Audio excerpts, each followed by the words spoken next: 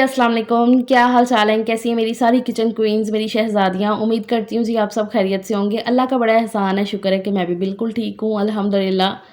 ये व्लॉग है जी बुध के दिन का। आज का व्लॉग काफ़ी इंटरेस्टिंग है, मज़े का है। इफ्तार स्पेशल बहुत ही मज़ेदार सी रेसिपी शेयर करूँगी, जो कि बजट फ्रेंडली होने के साथ-साथ काफ़ी ज़्यादा यम्मी बन के तैयार होगी। बहुत ही ईज़ी पीज़ी सी रेसिपी है, तो व्लॉग आपने पूरा देखना है। यहाँ ज़ोहर की नमाज़ पढ़ लिया मैंने। मुझे ना दिन में एक तो फ़जर के बाद सुकून वाला टाइम मिलता है कि मैं तिलावत वगैरह कर लूँ, और एक ये टाइम होता है ज़ोहर के बाद। तो तिलावत ना आजकल वैसे मोस्टली मैं सुबह के टाइम ही कर रही हूँ। बड़ा ही एक सुकून वाला टाइम लगता है वो मुझे, कोई शोर-शराबा नहीं, तो वो बड़े ही सुकून से हो जाता है, मी टाइम लगता है मुझे। तो मैं बड़े सुकून से पढ़ लेती हूँ। तो इस टाइम पे ना ज़्यादातर तस्बीहां, ज़िक्र-एज़कार हो जाते हैं। ज़यान की तबीयत ना हल्की-सी ढीली लग रही थी। आज ये सहरी में हमारे साथ ही उठा है, फिर काफ़ी देर तक जागता रहा है और फिर सो गया था, तो अभी जस्ट ज़ोहर से थोड़ी देर पहले उठा है। तो वही मुझसे लेके बैठी हुई थी और साथ-साथ अपनी ये तस्बीहां कर रही थी। 1 डेढ़ घंटा मैं बैठी रही हूँ, तो मैंने ये पूरी तस्बीह कर ली, अस्तगफिरुल्लाह रब्बी मिन कुल्ली ज़ंबिन व अतूबु अलैहि। क्योंकि ये सेकंड अशरा जो है ना वो मग़फ़िरत का है, तो जितना हो सके इस्तग़फ़ार, और या इस तरह से ना पूरा अस्तगफिरुल्लाह रब्बी मिन कुल्ली ज़ंबिन व अतूबु अलैहि, तो ये पूरा पढ़ लें ना तो वो ज़्यादा बेस्ट चीज़ रहती है, बजाए इस्तग़फ़ार खाली पढ़ने के। तो बाकी जिस तरह आपको सूट करे ना, तो वैसे हो जाता है। तो मैंने ना 714 दफ़ा ना बैठ के, क्योंकि मैं 1 डेढ़ घंटा बैठी रही थी, तो फिर मैंने पढ़ लिया था। मतलब जितना हो सके ना उतना पढ़ना, इसकी कोई गिनती नहीं है। तो मैं आपको दिखा रही थी कि मैंने इतना पढ़ लिया है, अल्लाह का शुक्र है। और बस फिर मैं उठी और अपनी मैंने आज ग्लासेस सुबह से लगाई हुई हैं, क्योंकि 3-4 दिन से ना मेरे साथ ऐसा इशू हो रहा है ना कि मेरी लेफ़्ट आई जो है ना, इसमें देखते-देखते ना एकदम से चीज़ें ब्लर हो जाती हैं, और फिर आँख के आगे ना ऐसे झल्ली सी आ जाती है, और जैसे दर्द भी हो रहा है आँख में, उसकी वजह से माइग्रेन इशू हो रहा है मुझे। ये 3-4 दिन से मेरे साथ ना ये सिचुएशन हो रही है। तो फिर आज मैंने कहा कि चलो मैं अपनी ग्लासेस लगा ही लूँ। ग्लासेस का ऐसा है ना कि मोस्टली मैं एडिटिंग करते हुए ना लगा लेती हूँ। दिन में ना ऐसे पूरा लगा के नहीं रखती हूँ। पता नहीं क्यों आदत ही नहीं बन पाती है। मैं बड़ी कोशिश करती हूँ कि नहीं मैं लगाऊँ, लेकिन फिर भूल जाता है ना इस तरह से। तो जब वैसे सर में दर्द होता है या इस तरह से आँख का कुछ ना कुछ मसला हो जाए ना, तो फिर याद आता है कि चलो अभी ऐनक लगा ली जाए।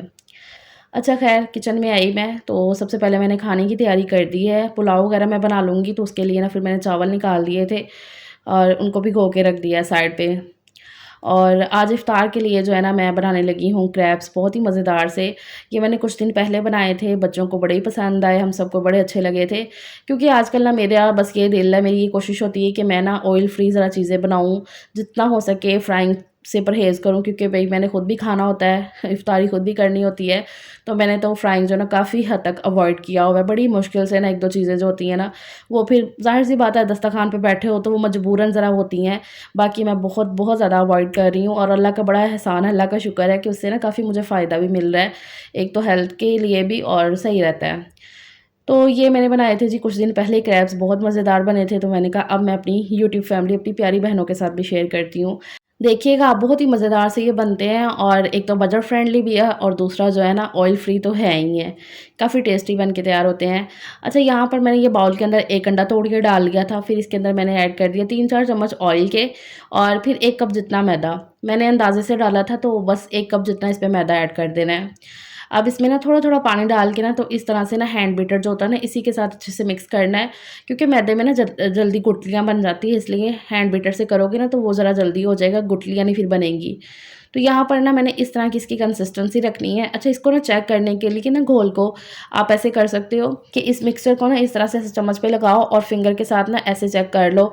अगर तो ये मिक्सर आपस में मिल नहीं ना रहा है, मतलब कि ऐसे लाइन अच्छे से क्रिएट हो जाती है, तो इसका मतलब ये होता है कि मिक्सर बहुत ही अच्छे तरीके से मिक्स हो गया है, ना ही ये बहुत ज़्यादा पतला है और ना ही गाढ़ा है। तो इसको ना इस तरह से फिर मैं चेक कर लेती हूँ। अच्छा, उसके बाद यहाँ पर मैंने रख दिया फ्राई पैन गरम होने के लिए। बिल्कुल इसके नीचे आँच जो है ना मैंने लो रखी हुई है, जैसे हम दम वाली आँच रखते हैं ना, तो उसी आँच पे ना मैंने यहाँ पे फ्राई पैन रख दिया है, और बिल्कुल थोड़ा-सा ऑयल डाला, जिसे बोलते हैं ना 1 चम्मच से भी कम ऑयल इसमें ऐड करके, तो वो मैंने ब्रश के साथ ना अच्छे से फैला दिया है। ऑयल इसमें ज़्यादा तो यूज़ होना नहीं है, हमने 2-3 चम्मच जो घोल के अंदर डाल लिया ना, बस उतना ही काफ़ी है। ये तो बस ना फ्राई पैन को ग्रीसी करने के लिए ना, कि इसमें चीज़ ज़रा चिपके ना, तो इसलिए वो मैंने लगा लिया था। हालाँकि ये मेरा नॉन स्टिक का है, लेकिन फिर भी काफ़ी टाइम से मैं यूज़ कर रही हूँ, तो इसलिए इसमें मैंने हल्का-सा ऑयल लगा के ना, तो वो ब्रश के साथ फैला दिया। फिर इस तरह से ना घोल थोड़ा-थोड़ा करके डालते रहना है। बस मेक श्योर ये करना है कि पूरी तरफ ना अच्छी तरह से फैल जाए, और बहुत ही पतला रखना है, मोटाई से बिल्कुल नहीं करना है। थोड़ा-सा ही ये घोल लेके ना, तो वो कोशिश ये करनी कि वही सारी तरफ जो ना अच्छे तरीके से फैल जाए। आप देख ही रहे हो कि मैं किस तरह से ना ये डाल रही हूँ। तो ये 1 कप मैदे के साथ ही ना काफ़ी अच्छी खासी इसकी जो ना रोटियाँ बेसिकली बन जाती हैं। बस ये ध्यान रखना है कि बिल्कुल धीमी आँच पे इनको पकाना है ताकि मैदा अंदर तक पक जाए। साथ-साथ यहाँ पर मैं ये वेजिटेबल्स भी कट कर रही थी जो इसकी स्टफिंग में मैंने इस्तेमाल करनी है। तो उसके लिए ये मैंने बंद गोभी और साथ में शिमला मिर्च भी कट कर लूँगी बिल्कुल बारीक रख के छोटे साइज़ में। साथ-साथ यहाँ पर ये क्रैब्स तो पक ही रहे हैं। अच्छा, इनको दोनों तरफ से ना बहुत ही अच्छे तरीके से कुक कर लेना है। इनमें ना इस तरह से जैसे बिल्कुल रोटी वाला टेक्सचर आ जाता है। अच्छा, ये मैं फ्लिप करते हुए मैंने आपको दिखाया नहीं था पहली रोटी को। तो ये देखो जी, इस तरह से जब ये पक जाता है ना पूरा, तो ये साइडों से ना अपने किनारे खुद ही छोड़ देता है। तो मैं आपको दिखा रही थी कि ये इसकी निशानी होती है कि हाँ, अभी एक साइड इसकी पक चुकी है, अब इसको फ्लिप करने का टाइम है। बस ये ध्यान रखना है कि चम्मच के साथ ना सारे इसके किनारे अच्छे से छुड़ा लेने हैं ताकि पलटते हुए ये टूटे ना, कहीं से चिपका हुआ ना रहे। काफ़ी सॉफ्ट सी ये रोटी होती है ना इसकी, इस वजह से। तो बस इस तरह से ना दोनों तरफ से पका के तो उसको उतारते जाना है।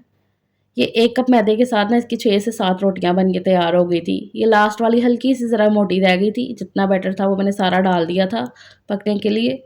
तो इस तरह से ना काफ़ी पतली-पतली इसकी जो है ना मैंने सारी रोटियाँ बना के तैयार कर ली हैं। ये आपने पहले बना के रख लेनी है। अब इसकी स्टफिंग तैयार करनी है, तो उसके लिए मैंने ये 2 वेजिटेबल ले ली हैं, एक है शिमला मिर्च और दूसरी है बंद गोभी। तो मोस्टली ना यही वाली सब्जियाँ यूज़ होती हैं जब आपने कच्ची ज़रा इस्तेमाल करनी हो, क्योंकि स्टफिंग को मैंने पकाना तो है नहीं है, कच्चा ही यूज़ करना है। तो ये मैंने ना बिल्कुल बारीक रख के काट ली थी, चॉप कर ली थी। एक शिमला मिर्च थी और बंद गोभी जो ना वो मैंने बिल्कुल थोड़ी-सी ली है।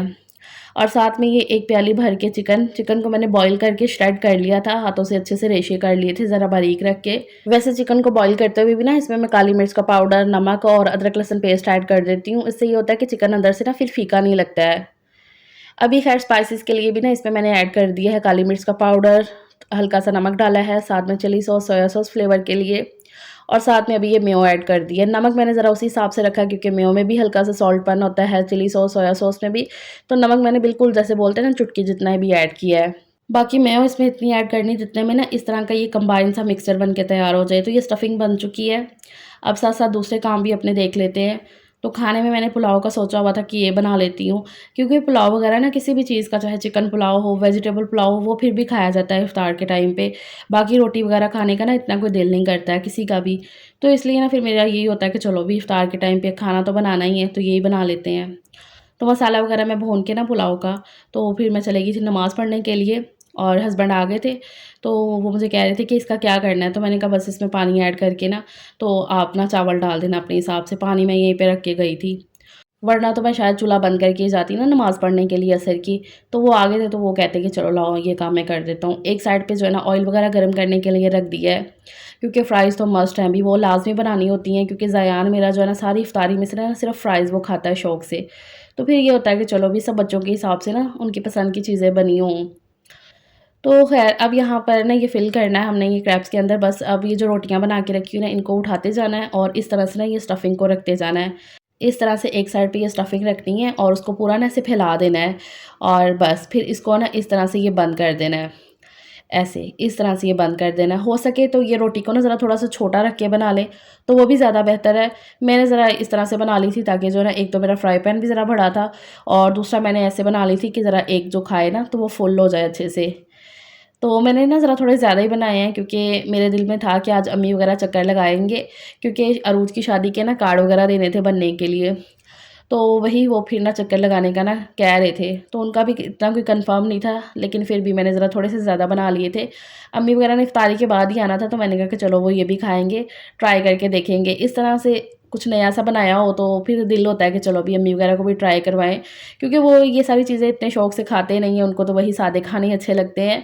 तो फिर मेरी कोशिश होती है कि चलो मैं उनको खिलाऊँ, उनको कैसा लगता है, वो कैसा रिएक्ट करते हैं, तो फिर ये होता है। तो ख़ैर उनमें मैंने स्टफिंग वगैरह करके रख दी थी और यहाँ पर तब तक पुलाव भी दम पे आ गया था, तो वो मैंने वही फूड कलर ऐड करके ना तो उसको दम पे लगा दिया है।